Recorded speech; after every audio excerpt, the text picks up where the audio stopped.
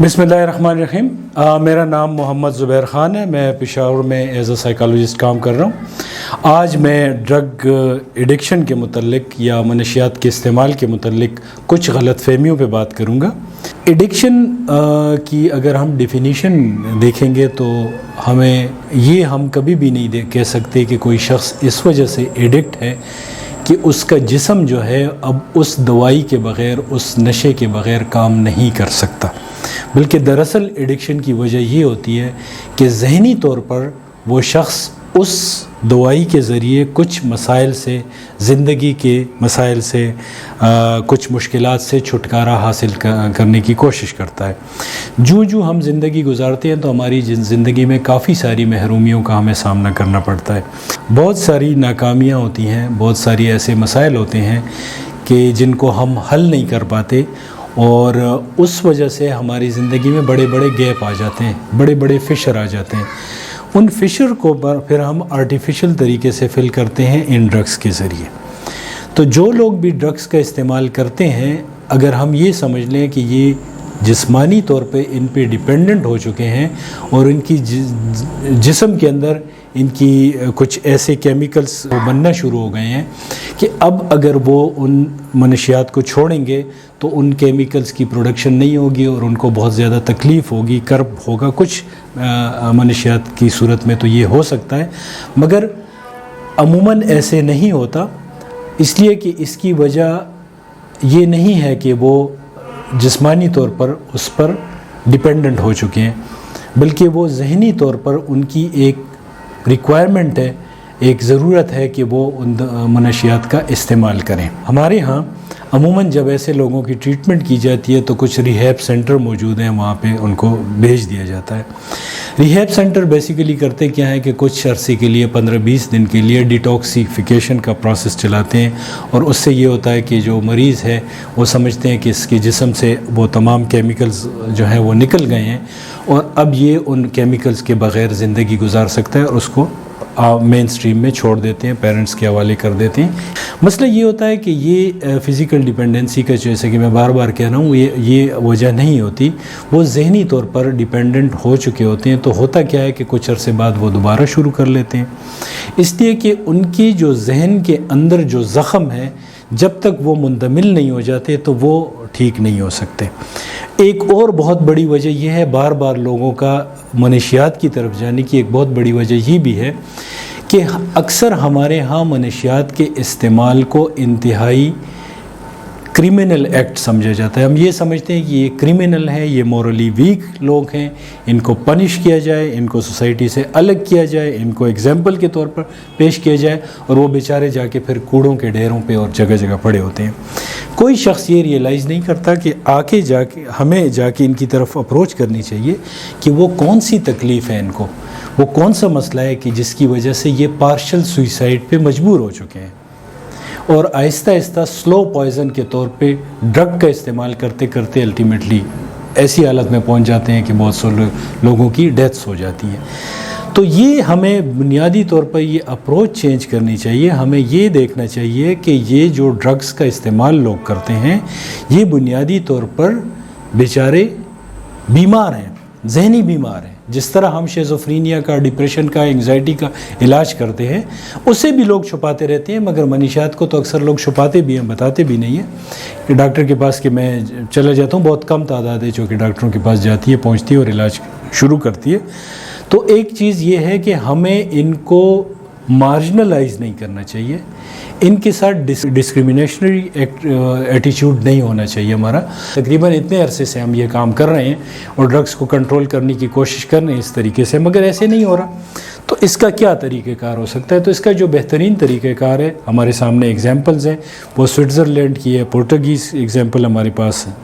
हमारे सामने है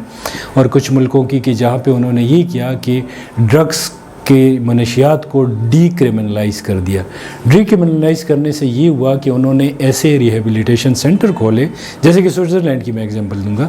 वहाँ पे क्या है कि वहाँ पे ड्रग एडिक्ट को ले जाया जाता है। ये नहीं है कि कल से पाबंदी लग जाएगी, वो हीरोइन इस्तेमाल नहीं करेगा, मगर उसको वहाँ पे साफ़ सुथरे माहौल में हीरोइन मिलती है और उसकी साइकोलॉजिकल ट्रीटमेंट होती है। اس کے علاوہ ایک چیز اس میں امپورٹنٹ یہاں پہ میں یہ بھی عرض کروں کہ جب ان کو صاف ستھری جگہوں پہ وہیں ڈرگز ملنے لگی تو وہ لوگ جو ہیں ان کے ہاں بنیادی چینج آ گئی اور وہ مین سٹریم میں آ گئے، بجائے اس کے کہ جیسے ہمارے ہاں وہ کوڑوں کے ڈھیر پہ پڑے ہوتے ہیں۔ انہوں نے صاف ستھرے کپڑے پہننے شروع کر دیے، کوئی جاب شروع کر دی، 1 یا 2 دفعہ وہ دن میں جاتے ہیں وہاں پہ اپنا انجیکشن یا جو بھی انہوں نے ٹریٹمنٹ لینی ہوتی ہے وہ کر لیتے ہیں، اس کے بعد وہ جا کے اپنی جو روٹین کی لائف ہے وہ شروع کر لیتے ہیں۔ تو ایک تو ہمارے ہاں یہ تو گورنمنٹ لیول پہ ضروری ہے کہ ہم ان لوگوں کو ریجیکٹ نہ کریں اور ان کو یہ سمجھیں کہ ان کو کوئی بیماری ہے جس کی علاج کی ضرورت ہے۔ دوسرا ہمارے ہاں یہ بھی بہت برا کیا جاتا ہے، ان کے ہاں جو سلوک کیا جاتا ہے کہ ہم نے ان کے لیے القابات بہت نیگیٹو قسم کے رکھے ہوئے ہیں، کسی کو چرسی، بھنگی، افیمی اور طرح طرح کے پاؤڈری، اس طرح کے الفاظ ان کے لیے ہم استعمال کرتے ہیں۔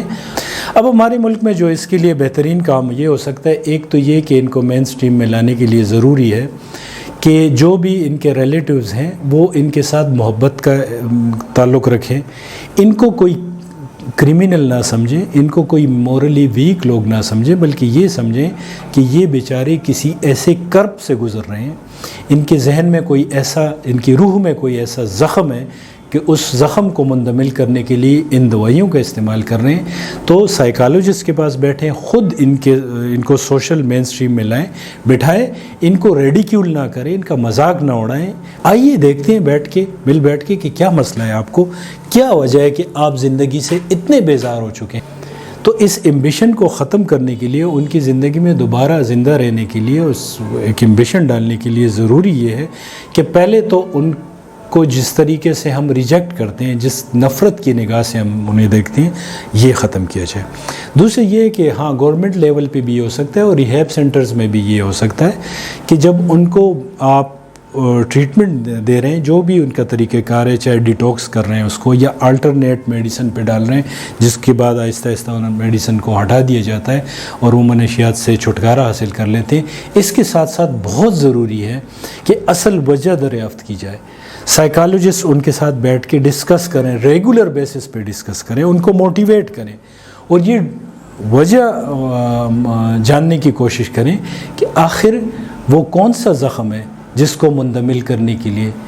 جس کی تکلیف کو ختم کرنے کے لیے منشیات کا استعمال کر رہے ہیں۔ جب تک یہ نہیں ہوگا، منشیات کا کوئی بھی ریہیب سینٹر کامیاب نہیں ہو سکتا۔ اور دوسرا یہ ہے کہ گورنمنٹ لیول پہ یہ ضرور کیا جائے کہ بجائے اس کے کہ ہم ان کو کوڑے کے ڈھیروں پہ چھوڑ دیں، گندی جگہوں پہ یہ پڑے ہوتے ہیں، ان کو کم از کم سرنجز تو پرووائڈ کی جائیں صاف ستھری۔ تو اس صورتحال میں یہ ضروری ہے گورنمنٹ لیول پہ بھی کچھ اس کے لیے ریمیڈیل ایکشن لیے جائیں، اور ہمارے سامنے چونکہ کچھ ملکوں کی بہت اچھی اگزامپل ہیں اور انہوں نے بہت سکسیسفلی اس چیز کو کور کیا ہے۔ یہ ڈر تھا جب یہ اس طرح کے ریہیبلیٹیشن سینٹر کھل رہے تھے جہاں پہ لوگوں کو ڈرگز صاف ستھرے ماحول میں دی جاتی تھی، تو وہاں پہ بہت زیادہ خوف تھا لوگوں میں کہ یہ تو بہت زیادہ لوگ استعمال کرنا شروع کر جائیں گے، مگر اس کے بالکل برعکس ہوا۔ جو لوگ یوز کر رہے تھے اس میں 90% جو ہیں وہ مین سٹریم لائف میں چلے گئے، اب وہ کام بھی کر رہے ہیں اور اچھی خاصی مطلب فیملی ممبر ہیں اور سوسائٹی کے جو ہیں یوزفل انڈیویژول ہیں۔ اور باقی جن لوگوں نے ایک طرح سے آنا تھا، جو کہ اٹریکٹ ہوتے ہیں منشیات کی طرف، ان کی تعداد بھی کم ہو گئی۔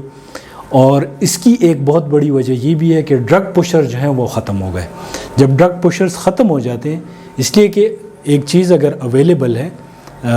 تو ڈرگ پشر کا کام ختم ہو جاتا ہے۔ اگر وہ کسی کو ایڈکٹ کر بھی لے گا تو وہ شخص اس سے تو نہیں لے گا، اس کے پاس الٹرنیٹ جگہ ہوں گی جہاں پہ وہ صاف ستھرے ماحول میں اس کو مل جائے گی، وہاں پہ سائیکالوجسٹ بھی ہوگا جو اس کی سائیکولوجیکل ٹریٹمنٹ کرے گا، اور 2-3 مہینے 4 مہینے اس کو لگیں گے اور آہستہ آہستہ وہ اس لیول پہ آ جائے گا کہ وہ اس ڈرگ کا یوز کرنا چھوڑ دے گا۔